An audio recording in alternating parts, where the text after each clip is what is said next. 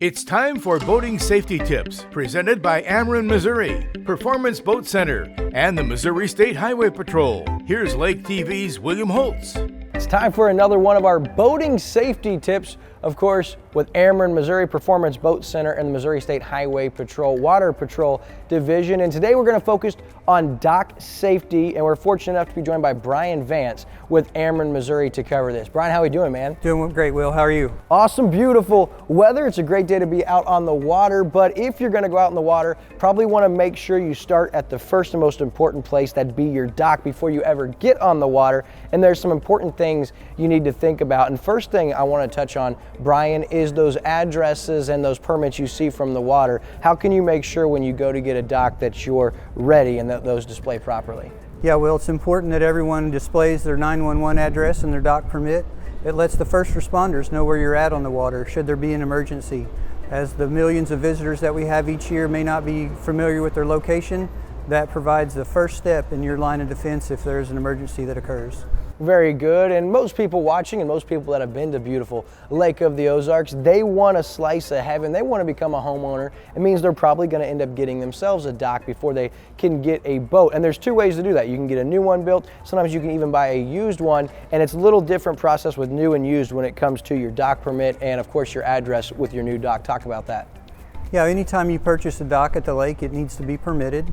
New permits will be issued where there has never been a dock, and if you have an existing facility, it will have an existing permit that needs to be transferred into the name of the new owner.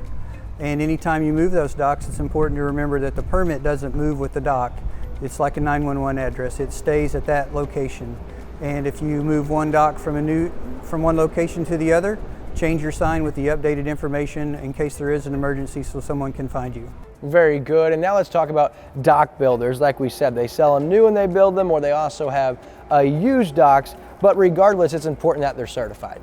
Yeah, Ameren has a certified dock builder program that ensures that the dock builder has the minimum knowledge necessary to build a structure that will last here at the Lake of the Ozarks.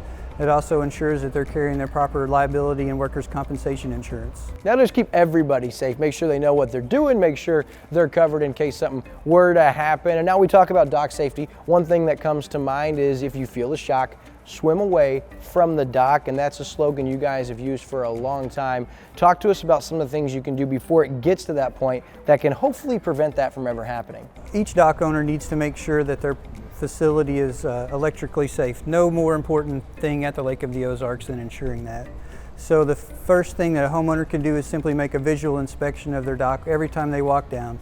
Any loose wires, any broken conduit, anything that I need to have addressed, and it's important to do that as frequently as you can. And it's also important that annually you have a qualified electrician inspect your dock and make sure it's electrically safe. Very, very good. And now if we were to get into one of those situations where there was electricity in the water and someone feels a shock, your tendency is you want to get out of the water, you want to reach up and touch the dock, but Ameren's here to tell you that's not the right move. Yeah, well, anytime you be in the water and feel a shock, you want to swim away from the dock. Don't touch the dock itself, don't touch anything metal.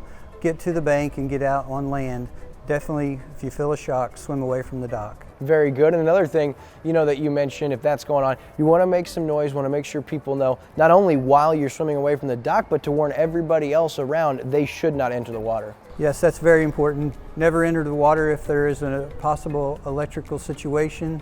Use a throwable device to the person. Exit by boat or land, but don't touch the dock.